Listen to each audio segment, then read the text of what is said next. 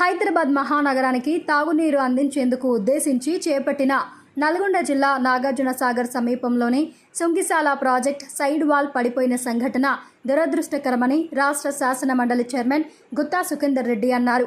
నల్గొండ జిల్లా ఇన్ఛార్జ్ మంత్రి, రాష్ట్ర వ్యవసాయ శాఖ మంత్రి తుమ్మల నాగేశ్వరరావు, భారీ నీటిపారుదల శాఖ మంత్రి ఉత్తమ్ కుమార్ రెడ్డిలతో కలిసి సుంకిశాల తాగునీటి ప్రాజెక్టుకు సంబంధించి సైడ్ వాల్ పడిపోయి ఇంటేక్ వెల్ లోకి నీరు చేరిన ప్రాంతాన్ని సందర్శించారు. అనంతరం అక్కడే ఏర్పాటు చేసిన మీడియా ప్రతినిధుల సమావేశంలో ఆయన మాట్లాడుతూ Nagarjuna Sagar project dead storage కి వెళ్లిన సమయంలో, అలాగే వర్షాభావ పరిస్థితులు, వేసవి కాలంలో సైతం ఎలాంటి ఇబ్బంది లేకుండా హైదరాబాద్ మహానగరానికి తాగునీటిని సరఫరా చేసేందుకు 2021వ సంవత్సరంలో గత ప్రభుత్వం ఈ ప్రాజెక్టు నిర్మాణం చేపట్టినట్లు తెలిపారు.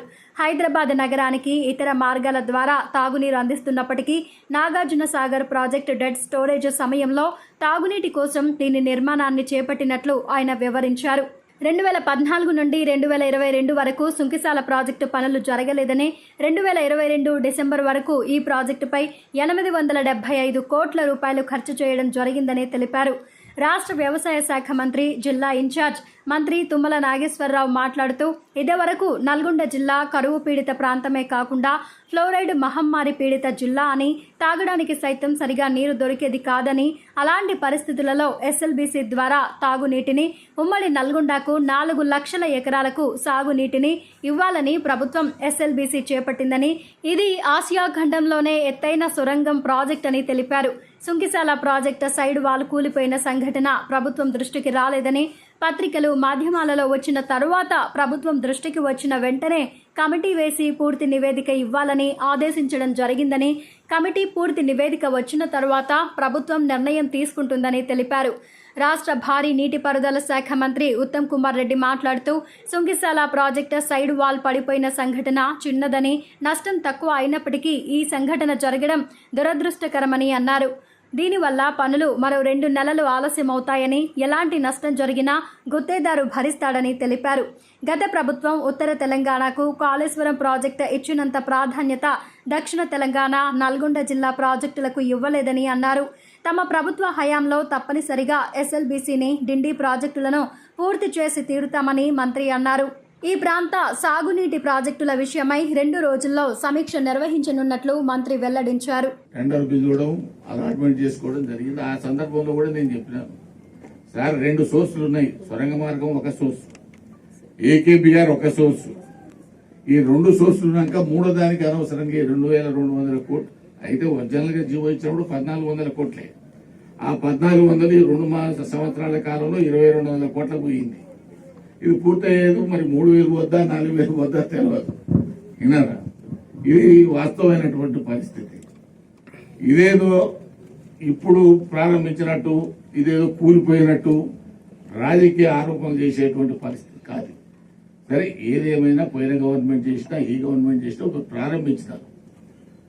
డిసెంబర్ నాటికి 875 కోట్లు ఖర్చు పెట్టినారు. డిసెంబర్ నుంచి ఇప్పటికీ 1145 కోట్లు ఖర్చు అయింది ఈ ప్రాజెక్టు మీద. ప్రాజెక్టు మీద ఖర్చు అయింది కాబట్టి కంప్లీట్ చేసుకోవాల్సినటువంటి అవసరం ఎట్లా, ఎందుకంటే ఇంత డబ్బులు ఖర్చు పెట్టిన తర్వాత తప్పదు. కానీ ఇదేదో రాజకీయంగా ముఖ్యమంత్రి గారి వద్దనే ఈ మున్సిపల్ అడ్మినిస్ట్రేషన్ ఉంది, ఆయన పట్టించుకోలేదనో అని పాత మున్సిపల్ మంత్రి గారు చెప్తా ఉన్నారు. కాబట్టి ఇవన్నీ రాజకీయ ప్రేరేపితమైనటువంటి ఆరోపణలు, సత్యదూరమైనటువంటివి.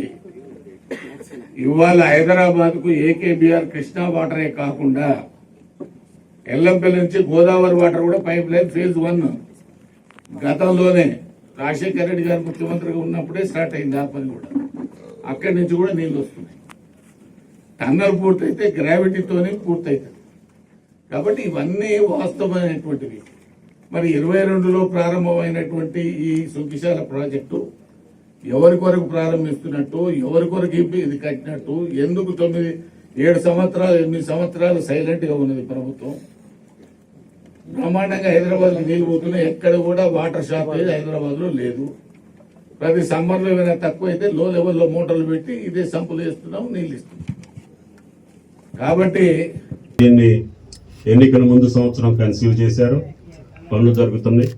సరే, ప్రభుత్వం కంటిన్యూస్ ప్రాసెస్ కాబట్టి తప్పు జరిగినా ఒప్పు జరిగినా దాని ద్వారా జరిగేటటువంటి ఫలితాలని పూర్తి చేయాలి. కాబట్టి ఇంత పెట్టుబడి పెట్టిన తర్వాత ఆ పథకాన్ని ఆపకూడదు. కాబట్టి ఈ ప్రభుత్వం కూడా కంటిన్యూ చేస్తూ ఉంది.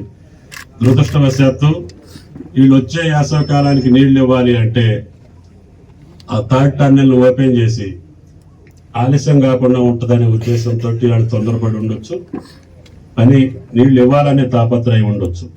కానీ తీసుకోవాల్సిన జాగ్రత్తలు తీసుకున్నారా? ఆ పనిలో ఉన్నటువంటి నాణ్యత ఏంటి? అది ఆ రకంగా జరగటానికి కారణం ఏంటి? ప్రభుత్వానికి దృష్టికి రాగానే జరిగిన తక్షణం ప్రభుత్వ దృష్టికి రాలేదు. చిన్న సంఘటన కాబట్టి మేమే రెక్టిఫై చేసుకుంటామని చెప్పి ప్రాజెక్ట్ ఇంజనీర్స్ కావచ్చు, ఏజెన్సీ కావచ్చు, స్థానిక అధికారులు ప్రభుత్వ దృష్టికి తీసుకురాలేదు.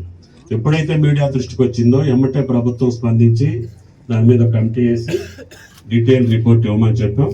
ఆ డీటెయిల్ రిపోర్ట్ రాగానే ప్రభుత్వ పరంగా ఏం చర్యలు తీసుకోవాలి, దానికి బాధ్యులు ఎవరు అనేది తప్పకుండా ప్రభుత్వం నిర్ణయిస్తుంది. ఏ పెద్దలు చెప్పినట్లుగా దీని మీద ప్రభుత్వానికి ఎక్స్ట్రా ఎక్స్పెండిచర్ ఏం పడకపోయినా 1-2 నెలలు ఆలస్యం అవుతుంది. దాన్ని కూడా ఏజెన్సీ దృష్టిలో పెట్టుకొని ఇంకా జాగ్రత్తలు తీసుకొని రేపు వచ్చేటటువంటి అశోకాలానికే పూర్తి చేసుకుంటూ ఉత్తమ్ కుమార్ రెడ్డి గారు ఇరిగేషన్ నష్టం లేదు. చాలా స్పష్టంగా ఈ ప్రాజెక్టు ఇంకా పూర్తి కాలేదు, నిర్మాణంలో ఉంది.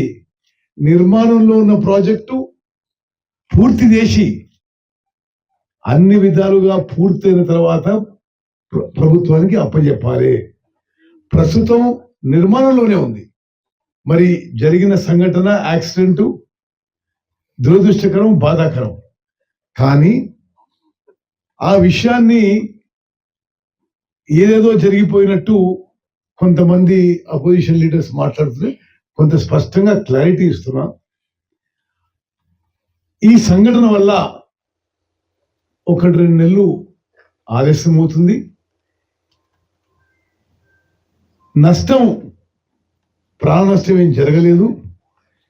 ఈ జరిగిన డ్యామేజ్ 10-15 crores ఎంతైనా సరే కాంట్రాక్టర్ కంపెనీ వాళ్లే భరిస్తారు.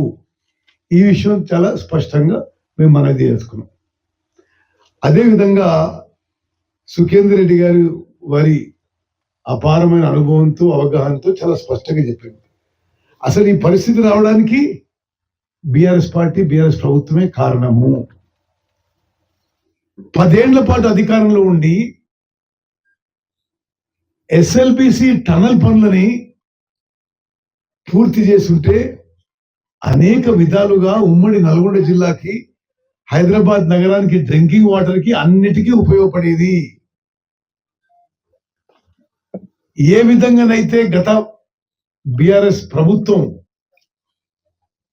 నార్త్ తెలంగాణకి కాళేశ్వరం ప్రాజెక్ట్ కి ఇంపార్టెన్స్ ఇచ్చిందో, లక్షల కోట్లు ఖర్చు పెట్టిండ్రో, కృష్ణా బేసిన్ కి, దక్షిణ తెలంగాణ ప్రాజెక్ట్స్ కి ఇంపార్టెన్స్ ఇవ్వలేదు.